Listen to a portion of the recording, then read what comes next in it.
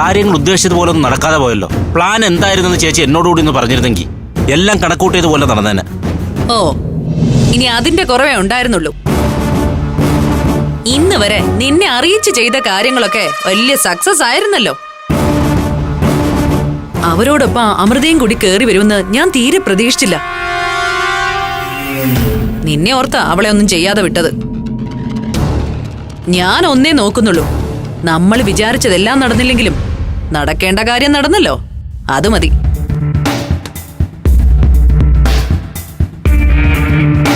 കരുതിയതുപോലെ ഇരട്ടകളെ രണ്ടെണ്ണത്തിനെയും പൂർണ്ണ വികലാംഗരാക്കാൻ പറ്റിയില്ലെങ്കിലും അതുങ്ങളുടെ SI selection നമ്മൾ മുടക്കി. അതായിരുന്നല്ലോ നമ്മളുടെ ഉദ്ദേശവും. പിന്നെന്താ? അതിനെന്താ ഉറപ്പ്? എടാ, ആരാധ്യയുടെ തോളല് തകർന്നതുകൊണ്ട് സർജറി കഴിഞ്ഞ് സ്റ്റീൽ ഇട്ടിരിക്കുക.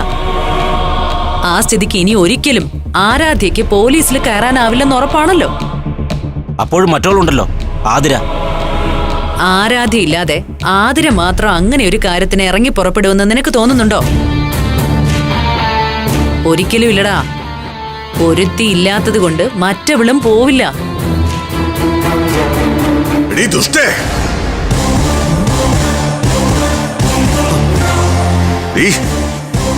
എന്റെ മക്കൾക്കെതിരെ നടന്ന ഈ അക്രമത്തിന് പിന്നിൽ നീയാണെന്ന് എനിക്ക് നന്നായിട്ട് അറിയാടി. നിങ്ങൾ കൂടുതൽ സംസാരിക്കൊന്നും വേണ്ട. സംസാരിച്ച നീ എന്തിയോടി? നിന്നെ കൊന്നിട്ട് ഞാൻ ജയിലിൽ പോകേണ്ടി വന്നാലും ഇന്ന് ഞാനത് ചെയ്തിരിക്കും കലാവതി.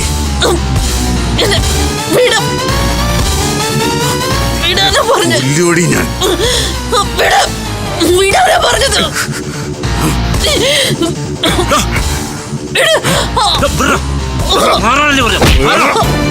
ചേച്ചി, ചേച്ചി, ഇനി ഒരിക്കൽ കൂടി എന്റെ ചേച്ചിയുടെ ദേഹത്തെങ്ങനെ നിങ്ങൾ തൊട്ടാ അളിയനാന്നുള്ള പരിഗണന അതോടങ്ങ് തീരും.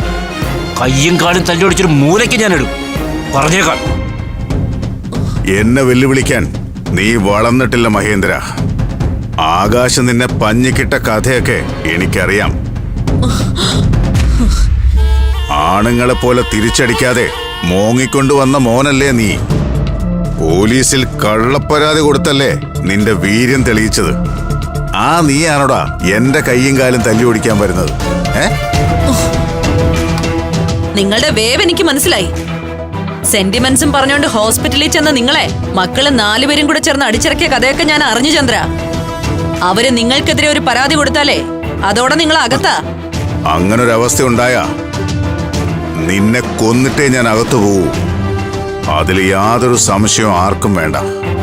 ഇവിടെ മാത്രമല്ല, നിന്നെയും.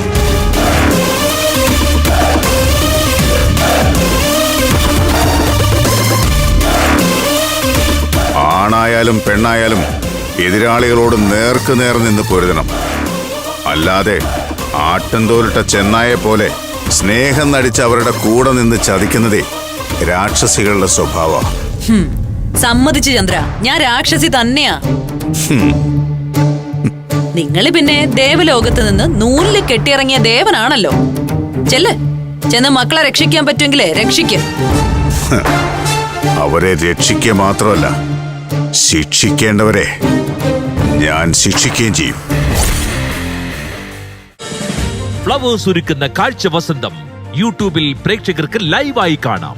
ഫ്ലവേഴ്സ് കോമഡിയിൽ ജോയിൻ ചെയ്യൂ, ആസ്വദിക്കൂ.